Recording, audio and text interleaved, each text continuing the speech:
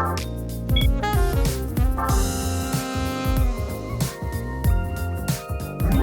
there, it's Derek here from Pacific Coast Auto in Japan. This is a 1998 Mitsubishi Lancer Evolution 6. Probably the most valuable of all the Evos from 1 to 10. And every year we got a new one up until the Evo 10. The Evo 6, the final version of this body style. And so we got one body style for Evo 1, 2, 3, 4, 5, 6, 7, 8, 9, and then the only one for the 10, which is basically a Galant instead of a Lancer. This one here is 128,000 kilometers from it, on the odometer. It was bought from auction here in Japan, and it is for export. Let me just check the country that this is going to, pardon me. This one's going over to the USA, and actually, there aren't a lot of Evo 6s that go to the USA. You'd think that they would be more popular. We don't actually see a ton of them heading over there. 128,403 kilometers. And part of the reason why you don't see a lot of them is because the Evo 6s are the most expensive of all the Evos. We've seen lots of Evo 4s and 5s head over there, but 6s tend to be a good amount more expensive than 5s because Evo people tend to see this one as the most valuable. Now, I will say this is a lower priced model, and you'll see that in the report. The condition is not perfect. It needs a few things here or there, but it certainly seems like a good base to start with. And it certainly could be a regular car that you could drive around like this if you don't mind a few things here or there. So let's get into it. The engine here is a 4G63. Ever since the Evo 3, it has had 280 horsepower. It's a turbocharged 4-cylinder. Known to be a reliable engine, known to be one that you can get more power out of if you want. I think it's perfectly fine with stock power. It's an incredibly fun car to drive. This particular one has a few modifications. The suspension is Blitz adjustable suspension. It has a strut tower brace that attaches to the firewall there by Cusco. There's an aftermarket blow-off valve here from Blitz. And this one hasn't been vented to atmosphere. You can vent to atmosphere if you want, and so it's going to be a little bit quieter than a blow-off valve usually is. Aftermarket air filter. Aftermarket radiator, again from Blitz. It's original turbo on this. I believe everything else is original. And then, let's just see. Oh, that intercooler is an aftermarket one too. No, that's the original one. Okay, never mind. Timing belt has been changed in 2017 at 78,000 kilometers, and so it's driven roughly 50,000 kilometers in the last, let's say 7 years, which is, I guess, about reasonable mileage for it. Now, the auction inspection sheet, which I'll get to in a second here, mentions that there's some rust in the engine room. I'll just point that out. Some rust around the latch here. Now, it is an aluminum hood, so it's not actually rust. You would consider it corrosion instead of rust. And so there is some corrosion there. There actually is a little bit of rust here on the hood prop, so that really needs to be replaced.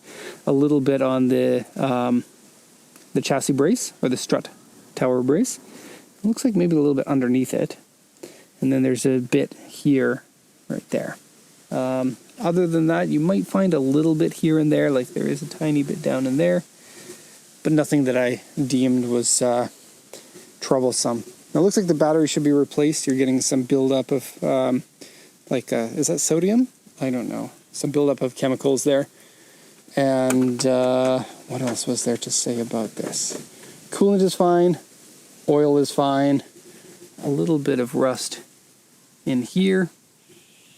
Yeah. Let's go ahead and lower the hood now.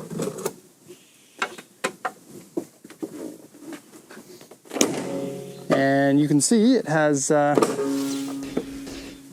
hood stripes, but only on the hood, nothing on the roof or the trunk. And those have been painted on. They're not vinyl decals like you'll typically find. Mind you, it does have some vinyl here. It says Sports Mine produced by Sports. Kind of weird. And then Trust Rally Art and NK. And who makes these wheels? These are the stock wheels for the Evo 6, but I think they're made by Work. I think. Or Oz Racing. I think Oz actually makes them. Okay, auction inspection sheet. Let's go over this. It's a 99 Lancer 4-wheel drive GSR Evolution 6. The GSR is the regular version, and then the RS is the kind of race-oriented one, just like the Impreza has the RA and the Celica has the RC, the Evo has the RS. Okay, this is an auction grade R because it's been in an accident. Interior and exterior are both grade C, which is basically the lowest grade. It's really not too bad. There certainly can be a worse car than this, but it is auction grade CC, and that seems reasonable for it.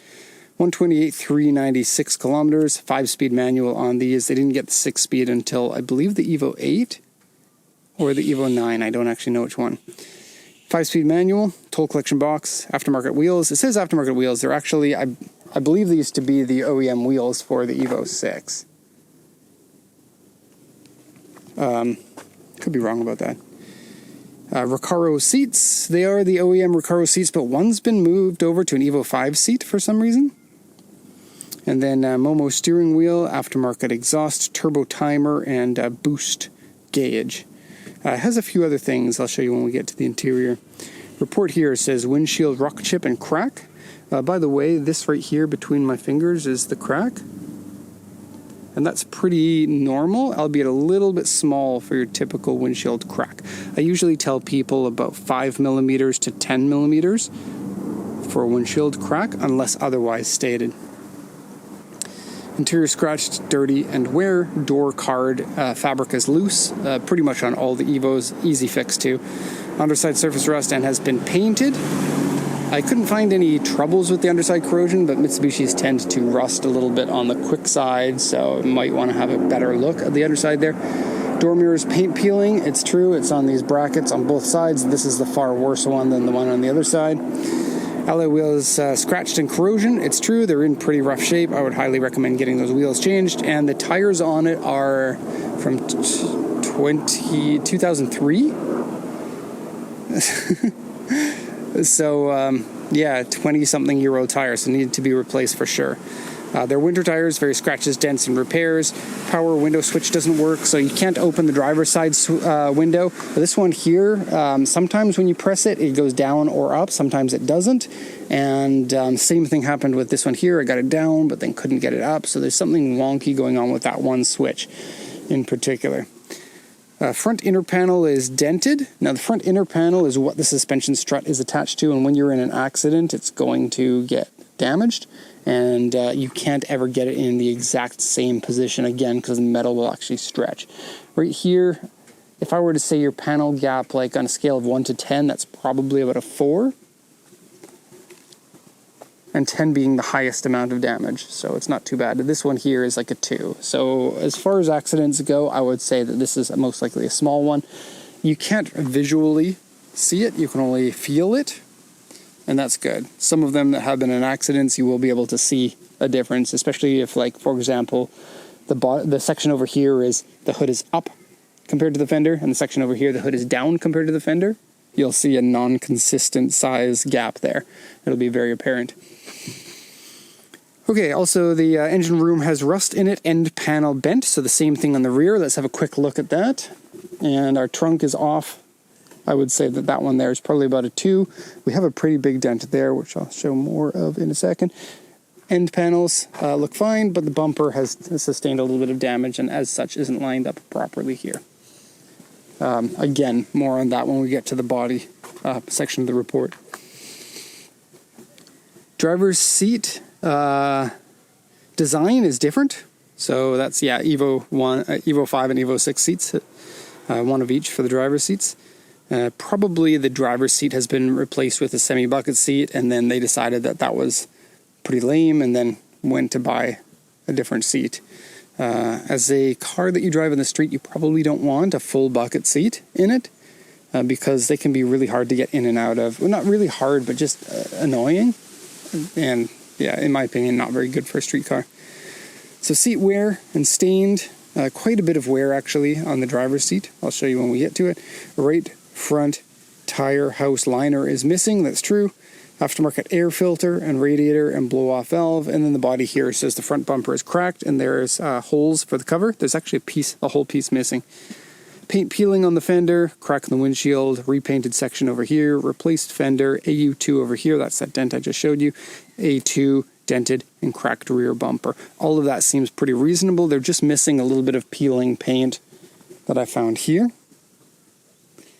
and here.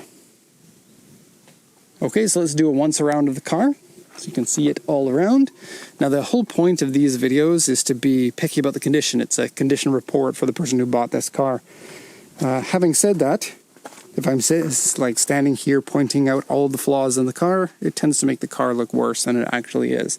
This does seem like a solid car that just needs a little bit of work to make it really good. And if you saw one of these like at the shopping center or something, especially in the USA, this would be an attention-getting car, even in the condition that it's in right now. Evo 6s, like I said, they're not everywhere. And they are one of those cars, one of those top 90s JDM cars that people pine for. It's not quite at the level of a Skyline, but it's not priced like a Skyline. It is quite a bit cheaper than any of the GTRs or something like that. And then compared to all of the other cars in this category, the WRC cars, like the Celica and the Impreza, I would say the Evo is probably the one that I think is the best out of all of them, which is hard competition because I absolutely love the STI Imprezas or the GT4 Celica. There are a few other cars that fit into that category, but it's really just those main three that steal all the thunder. So, condition of the body here. We got a little bit of fade in this side marker. Now, this guy's clean. On this side, not so clean. So that one's yellowed. The other one on the other side is bright, and because they're different from one another, it stands out. The front bumper is the stock Evo 6 front bumper. It actually came with the light covers for these. And these don't usually come with fog lights. You could option it with fog lights if you want, but as standard, it comes with covers. Oh, I could be wrong about that. I might be thinking Impreza. I believe it is an option, though. You can pick it with covers that go over these, or you can pick it with lights that go in. And this one had the covers, and the covers can be sent to you. It looks like they're a little rusty on the brackets there, and it looks like this one over here, the brackets are missing or something. And the lip has been removed, leaving some holes. And inside this intake here is your oil cooler, and then you get a fancy little vent to vent the air out of that system, but the vent piece is missing. You also have a few flex cracks on the front bumper, scuffs, some pretty bad paint cracks over here and over here, and then a few chips in this this mesh. It's painted black, and there are chips in various places, including the top piece here. And yes, it is a functional hood vent, which is a better system than the hood scoop that the Imprezas get, because this one produces less front end lift. Okay, scratch right here. Several sections of it have been repainted. Most of it is not a huge problem, but this door having been repainted poorly led to the peeling there. You also have a paint blend line right here. And it's pretty common for paint to be blended like that when you repaint a fender, because you need to stop somewhere, or else you have to paint this all the way down here. Now the Evos are nice. They actually have a hard line between the roof, so you don't have to actually paint the whole roof, but typically you will have somebody blend somewhere in the C-pillar here. And then over time, that will just fade, and you'll be able to notice it more. Okay. Coming down this side, it's looking pretty good. There are a few scratches near some of the door handles, there and here, and then there are a few minor dents. There's an extra video that comes along with the reports showcasing any of those dents. And of course in this video I'll point out any of the larger ones. There aren't really any large dents except for that one on the back. We got a scuff on the over fender here, and in case you don't know the car, these over fenders are standard on the Evo 5 and Evo 6. Okay, lots and lots of corrosion on the wheels, so you're going to want to get those replaced. And then brakes here are 2-piston in the rear and 4-piston in the front, and those are the stock brakes.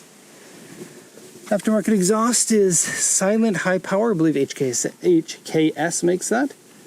Got a little bit of a dent in the back bumper here. Some flex cracks over here. and then a actual crack in the bumper with some flex cracks that continue all the way around the corner there. It looks like this damage likely happened at the same time as this damage, and it probably cracked the light, and that probably was replaced, but this guy wasn't fixed. Not the easiest to fix, I would think, but I'm not a body man, so I don't know. Coming down here, your over fender here, they painted on top of the gasket, and it stands out because they didn't on this section of it. And then the paint work that was done, here you can see it's like a faded, not faded, wavy paint a little bit. And you have another blend line up here. Okay, a few little chips around the fuel filler. Again, a few scratches around the door handle. It's easy to scratch with fingernails. And then there are a few dents in here. I think there's like 3 of them. These are chips. I didn't notice that before. A number of chips in the paint here. And some pretty big scratches around the driver's side door handle. This is typically the most likely one to have scratches, as people are more likely to open this than the other ones. Got a medium dent down there. Some cracking in those decals. Have probably been on the car for 8 or 10 years. And a little bit of peeling paint. This time it was mentioned on the auction inspection sheet. We also have some little chips in the fender here.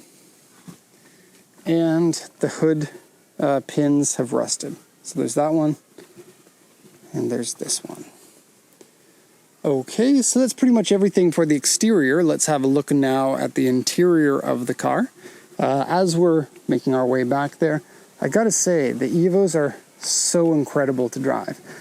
The 90s cars, they really got it right, and I don't think modern cars are as fun. And it has to do slightly with the chassis not being as good as they are now, leading it to feel a little bit more dramatic. And the lack of high power. All sports cars now seem too fast for me.